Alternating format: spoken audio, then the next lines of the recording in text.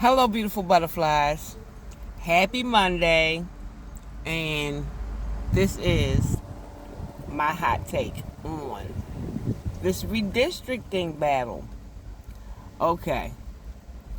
For those of you who don't know, I am a registered Republican and have been for years now. And I did vote for Barack Obama twice, and I have now voted for Donald Trump 3 times. That's where I'm coming from. This redistricting battle is being couched in terms utterly disingenuously by the Democrats. The Democrats will have you think that the racist Republicans are disenfranchising black people. That is a lie. The Republicans are redistricting in order to get more Republican representation. It's really a battle against Democrats, not a battle against black people. It just so happens that the majority of black people vote Democrat, which, of course, in my opinion, is some of the dumbest stuff that anybody could ever be caught doing. But they do, and that's why it feels like it's against blacks. But it's not. Nobody's voting rights have been taken away. Nobody is interested in taking away anybody's voting rights. The second article of the Voting Rights Act being overturned or taken away or what have you is not anybody gutting the voting rights of black people. First of all, you don't have to vote Democrat. You can vote however you want. And that's always been the case. And it always will be the case, hopefully. Now, the Republicans appear to be winning this battle. And that might seem unfair. And there's a lot of weeping and wailing and gnashing of teeth about how unfair it all is and how the Republicans are cheating. But the reason why we're winning so bigly is because the Democrats have already done this. The Democrats have already gerrymandered the Republican representation out of every state they could possibly do it. So that when the Republicans started doing it last year, the Democrats really had no place to go. Now, I live in Maryland. As a Republican, I have scarcely any opportunity to get any kind of Republican representation. Why? Because Maryland has been gerrymandered the hell out of it by Democrats. Just like Massachusetts, Maine, Connecticut, potentially Rhode Island, New York, now California. They've already got all the juice they could get out of the orange.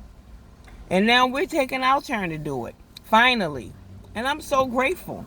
And in reality, without all of this fear-mongering about Jim Crow 2.0 and this, that, and the third, and we're turning back the hands of time and getting us to march across the Edmund Pettus Bridge and all the rest of that mess.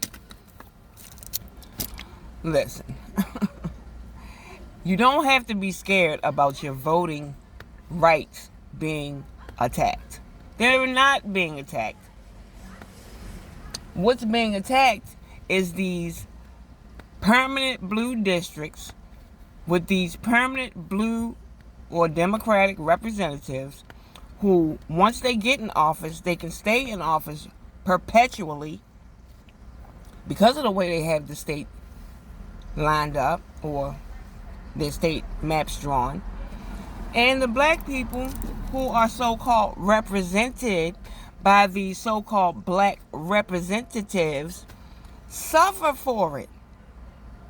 This is our opportunity to break free. Not that we didn't already have an opportunity to break free, because as you know, anybody can vote Republican at any time. But now, instead of these Democrats, though some of them may be black, Instead of these Democrats having these permanent districts and these permanent jobs where they don't actually have to do anything positive for the people in order to keep their job, now the all black districts are busted up because it's illegal, and actually probably always has been, it's illegal to draw maps based on race. That's actually discriminatory. In my opinion, the Supreme Court, when they struck down that Louisiana law, or was it Tennessee? I'm not really sure. But when they struck that down, they were setting black people free.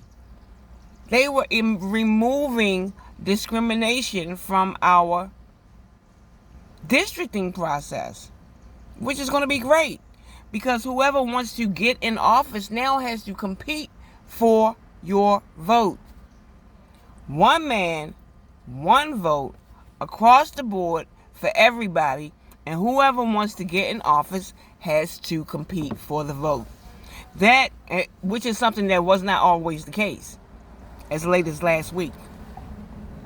And everybody should be grateful, in my opinion. Do not let these Democrats scare you. And the stuff they try to scare you with is just so ridiculous. This is what they say. This is what they call talking out of both sides of your mouth. First they say, your vote is being attacked. Your vote is being taken away. Your voice is going to be diluted. And then, on the other hand, they say, so therefore, we need you to vote for us and keep us in office. That's right. This is about them being able to keep their jobs. They want their jobs, even though for 1965 to now, what is that, 50? I don't know. I don't do math that good, so. However long that is, they've done nothing. That's why the plight and circumstance of black people in these black districts has literally gone downhill since the passage of all of those civil rights era laws. Because you have people in office that don't have to do anything in order to get your vote. So don't be frightened. Don't be scared to go vote. Don't fall for the okie doke that your vote doesn't count now.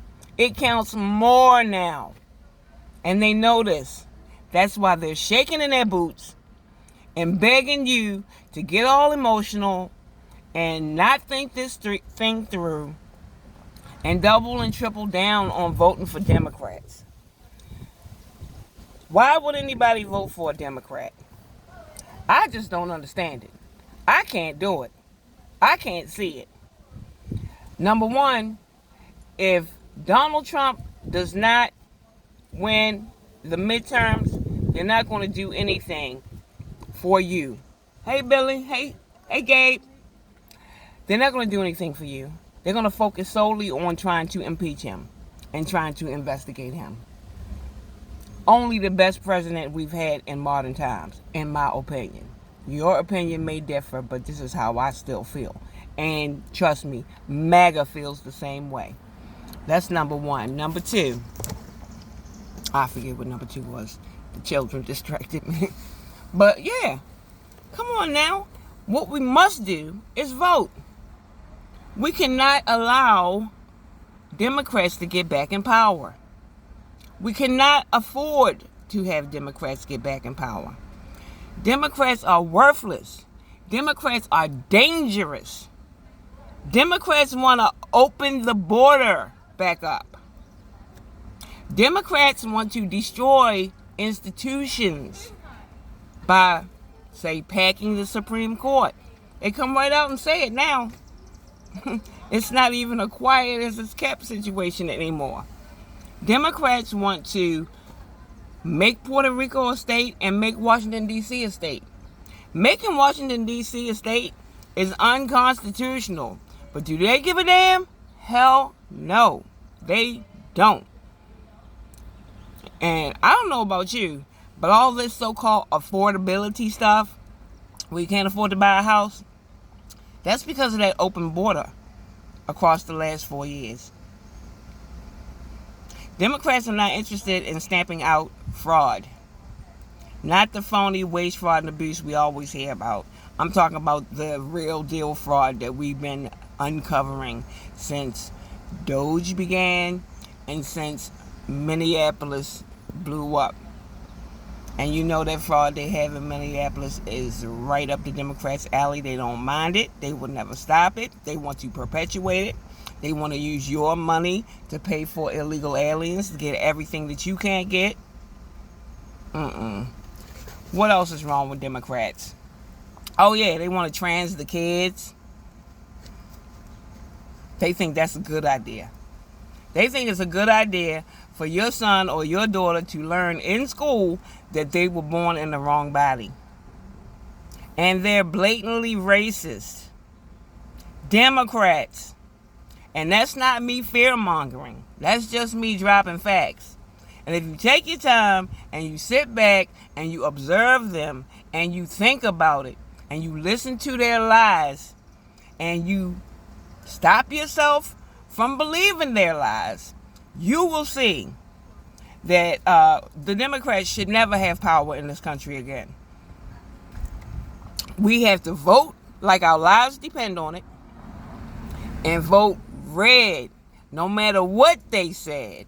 Like they say vote blue no matter who. I say vote red no matter what they said. And make America great again. Peace. Oh yeah, don't forget to like the video, subscribe to my channel, leave me a comment, share the video, and of course, thank you so much for watching. Peace.